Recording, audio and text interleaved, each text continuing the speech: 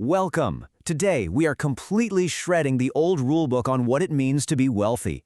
We're about to dive into a whole new way of thinking about a rich life, and trust me, it has way less to do with your bank balance than you've been led to believe. So let me just start with a huge question. What if you've been spending your whole life chasing the wrong kind of rich? What if that finish line you're sprinting towards, the big salary, the fancy title, is on the wrong racetrack entirely? Because here's the big secret, the thing they don't tell you. You can absolutely live a millionaire's lifestyle, the freedom, the adventure, all of it, without actually having $1 million in the bank. And if you stick with me, I'm going to show you how. So here's our roadmap. First, we'll expose what I call the great wealth illusion. Then, we're going to totally redefine what being rich even means. After that, we get practical and talk about building your freedom engine. We'll look at a legacy that's bigger than money. And finally, we'll get you started on living your richest life, like right now.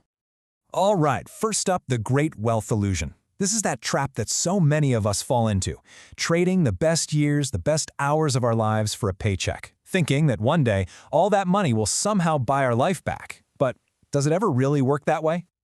This quote just nails the absurdity of it all, doesn't it? So much of the modern workday isn't about being effective, it's just about being there. We're stuck in this system where we have to look busy, so we literally invent work just to fill the hours. It's kind of crazy when you think about it. And this, right here, this is the fundamental shift we have to make. Old wealth was all about hoarding stuff, money, possessions, and just waiting for some far-off day called retirement. The new rich, they get it. They know true wealth is measured in time, in freedom, and in having amazing experiences now, not someday. $100,000 a year. That sounds great, right? For so many people, that's the goal. That's the sign that you've made it. But that number, well, it's hiding something really, really important. Because if you're pulling 80-hour weeks to earn that salary, your reality isn't six figures. Your reality is $25 an hour. And that really makes you ask the question, are you rich, or are you just a highly paid slave to your email inbox? So we have to ask ourselves, this obsession our culture has with being busy, is it really a badge of honor? Or is it just a convenient excuse we use to avoid doing the hard things, the scary things that would actually change our lives for the better? Okay, so if the 80-hour work week is a trap, what's the alternative? Well, that brings us right to our second section, redefining your riches. The big idea here is that wealth isn't about what you own, it's about what you control. And I'm talking about your time, your location, your life.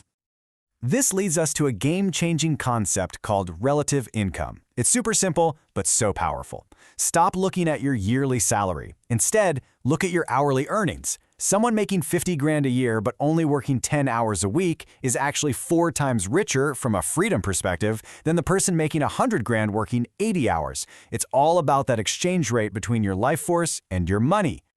Now, you know what holds most people back from chasing this kind of life? Fear. Just this big, vague cloud of fear. But the ancient philosopher Seneca gave us the perfect weapon against it. He basically said you should imagine your worst fears have come true, and then ask yourself this one simple question. And the process is, well, it's profound. First, you get super specific. Write down the absolute worst-case scenario if you made a big change. Then, you brainstorm how you'd get back on your feet. Could you crash with a friend, get a part-time job? You realize it's usually not that bad.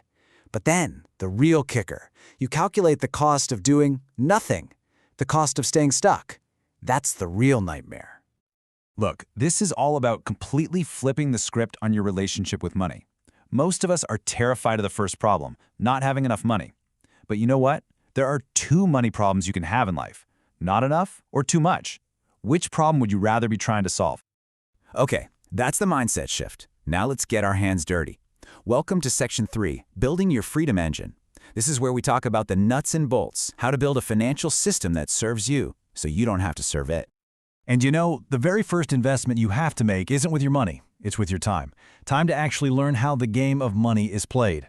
So many people just jump in, chasing some hot tip or business idea without any foundation, and then they're shocked when it all falls apart.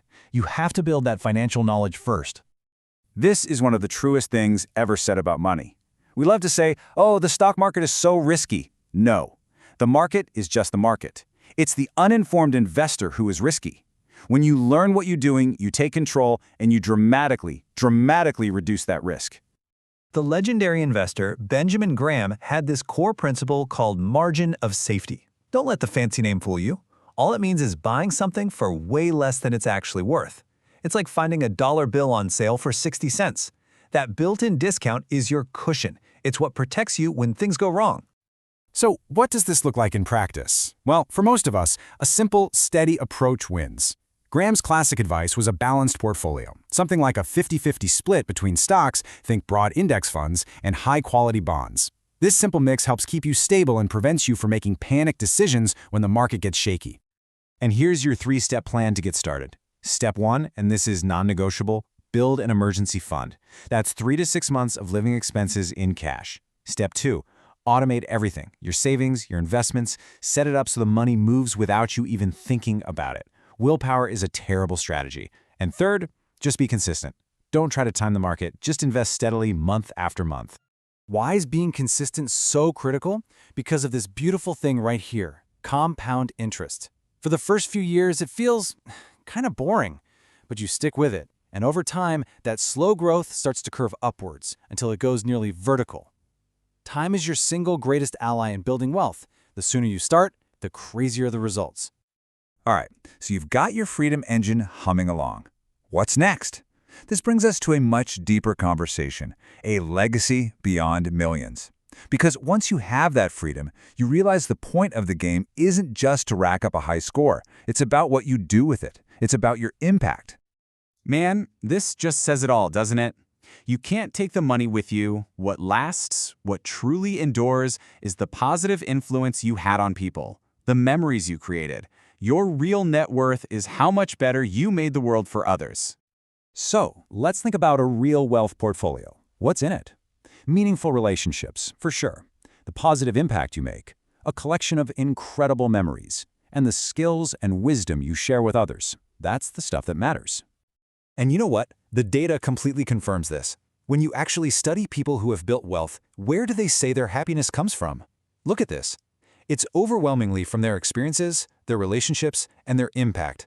Possessions, the stuff, it's barely even on the chart. It's a tiny 5% slice of the pie. And this is the final level up.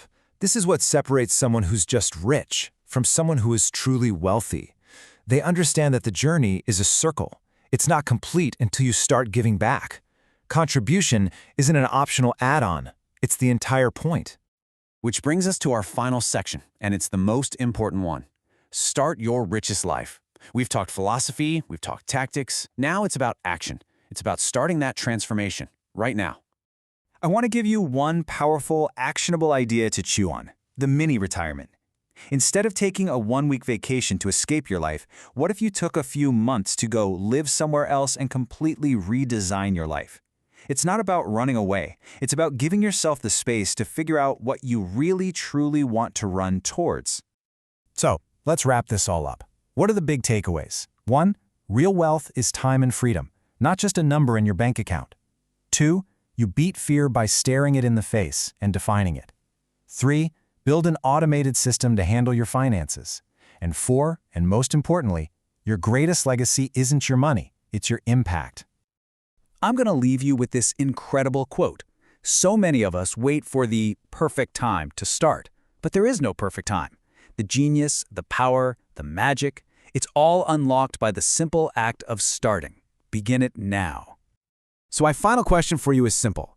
What's one thing, one small, bold action you can do today, not tomorrow, not next week, but today, to start building your version of a rich life? Thank you so much for joining me.